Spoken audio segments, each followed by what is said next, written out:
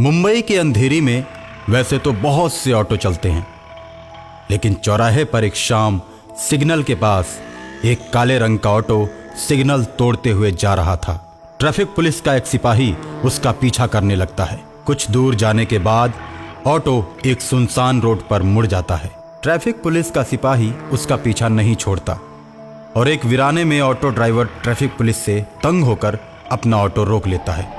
अरे यार, मैं तो ऐसे ही परेशान हूँ, तुम मेरा पीछा क्यों कर रहे हो? तुमने ट्रैफिक रूल को तोड़ा है, चलो फाइन भरो। एक तो सुबह से मुझे कोई सवारी नहीं मिली और ऊपर से तुम मेरा दिमाग खराब कर रहे हो। मैं तो ये सोच रहा हूँ कि अपने ऑटो में तेल कैसे डलवाऊं। अभी तुम्हारे ऑटो को थाने लेकर चलता हूँ, उसके बाद तुम्हारे पास पैसे भी हो जाएंगे। चलो थाने। देखो भाई, मैं कहता हूँ कि आप चुपचाप चले जाओ। मेरे ऑटो में तो तेल भी नहीं है, मैं थाने कैसे जाऊंगा? अच्छा तो ये बात है, चल जितना तेल है उतना ही दूर ले चल। पेट्रोल पंप पर मैं तेरी गाड़ी में तेल डलवा दूंगा। यार क्यों मूड खराब कर रहे हो मेरा? और इतना कहते ही ऑटो ड्राइवर का चेहरा बदलने लगता है। उसकी आंखें लाल होने लगती हैं, उसके दांत बाहर आने लगते हैं जिसमें खून लगा रहता है, और ऑटो वाला ट्रैफिक पुलिस की गर्दन को पकड़ लेता है। ट्रैफिक पुलिस अपने आप को छुड़ाने का प्रयत्न करता है, लेकिन ऑटो वाला उसे मार देता है और मारकर उसकी लाश को ऑटो में रखकर कुछ दूर ले जाकर झाड़ियों में फेंक देता है। ट्रैफिक पुलिस वाले को ना देखकर शहर की पुलिस परेशान हो जाती है। ट्रैफिक पुलिस वाले के गायब होने की सूचना पूरे मुंबई शहर में फैल जाती है। ऑटो वाला इस खबर को पढ़कर मन ही मन बहुत खुश होता है। रात के अंधेरे में ऑटो ड्राइवर अपने ऑटो को लेकर फर्राटे भरते हुए सड़क पर जा रहा है। अचानक उसे एक यात्री हाथ देता है। ऑटो रुक जाता है, यात्री उसमें बैठता है। ऑटो वाला उससे कहता है, अरे कहाँ जाना है भाई? इतनी रात का तुम सड़क पर क्या कर रहे थे? भाई मैं भी तुम्हारे जैसा ही शैतान हूँ, चलो हम दोनों मिलकर शिकार की तलाश करते हैं। मैंने कल ही एक पुलिस वाले को अपना शिकार बनाया है। हाँ मैंने सुना था। अब तो और मजा आएगा, हम दोनों मिलकर शिकार करेंगे। ये कहकर वो दोनों ऑटो से अपने शिकार की तलाश में चल देते हैं। कुछ ही दूरी पर चलने के बाद उन्हें एक औरत हाथ देती हुई दिखाई देती है। वे दोनों ऑटो को रोक देते हैं और उस औरत से पूछते हैं, अरे मैडम, आपको कहाँ जाना है? मुझे आगे बरसोवा तक जाना है, क्या आप चलोगे? हाँ मैडम, हम उधर ही जा रहे हैं। कितना किराया होगा भैया? 50 रुपए। इसके बाद वो महिला ऑटो में बैठकर उनके साथ वर्सोवा की तरफ चल देती है। लेकिन कुछ दूर चलने के बाद ऑटो ड्राइवर ऑटो को दूसरी तरफ मोड़ लेता है।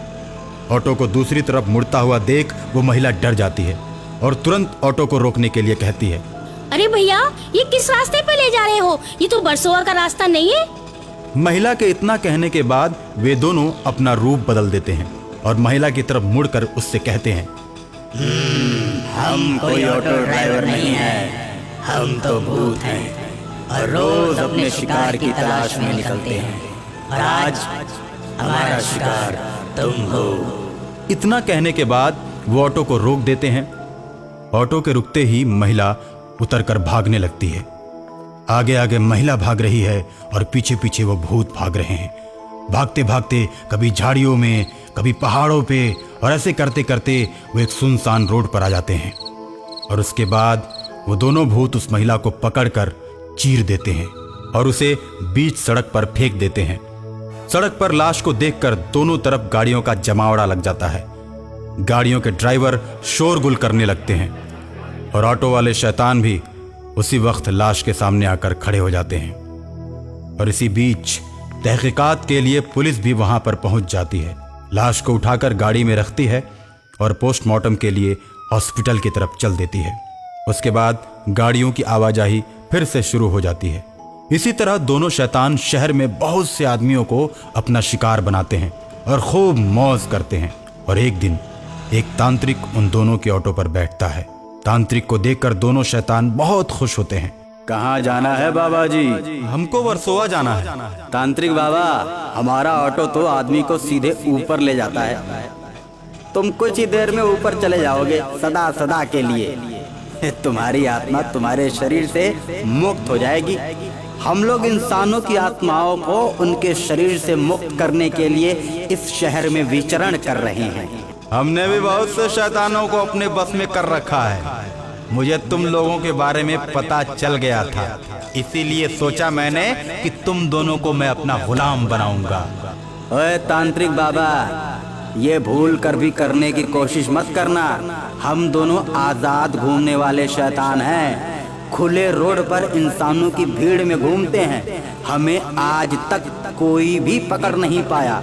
जब तुम जान गए हो तो तुमको मरना ही पड़ेगा बाबा जी। एक शैतान बाबा की गर्दन को पकड़ लेता है और दूसरा शैतान ऑटो को चलाता रहता है।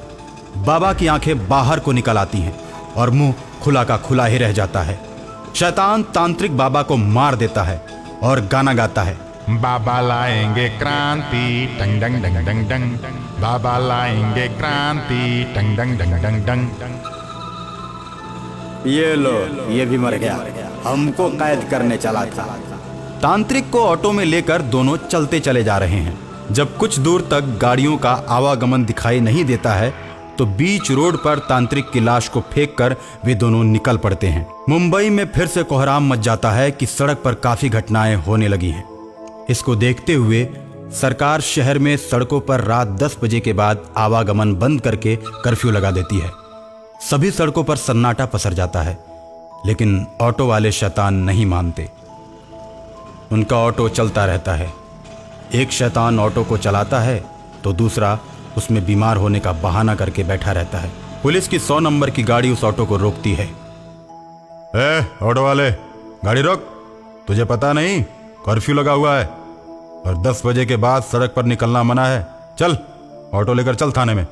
मुझे मालूम है साहब, लेकिन मेरे भाई की तबीयत बहुत ज्यादा खराब है, इसको लेकर मैं हॉस्पिटल जा रहा हूँ। सड़क पर शिकार नहीं मिला तो दोनों शैतान हॉस्पिटल चले जाते हैं। हॉस्पिटल में दोनों नर्स का रूप धारण करके बहुत से मरीजों को मार देते हैं और उसके बाद डॉक्टर के कैबिन में पहुंचते हैं। डॉक्टर दोनों नर्सों को देखकर बोलता है, देखो बहुत सीरियस मरीज आ रहे हैं, पूरे वार्ड को घूम घूम कर चेक करते रहो। हम इसी की सूचना देने आए हैं। 10 मरीज तो मर गए। अब जब 10 मरीज मर गए और ऊपर पहुंच गए तो तुमको भी ऊपर पहुंचा देते हैं, उनका इलाज करते रहना। और उसके बाद दोनों नर्स शैतान का रूप धारण कर लेते हैं। एक शैतान दरवाजा बंद करता है और दूसरा शैतान उस डॉक्टर का मुंह दबोचकर उसका गला दबा देता है। और जैसे ही दोनों शैतान बाहर निकलते हैं, सामने तांत्रिक आकर खड़ा हो जाता है।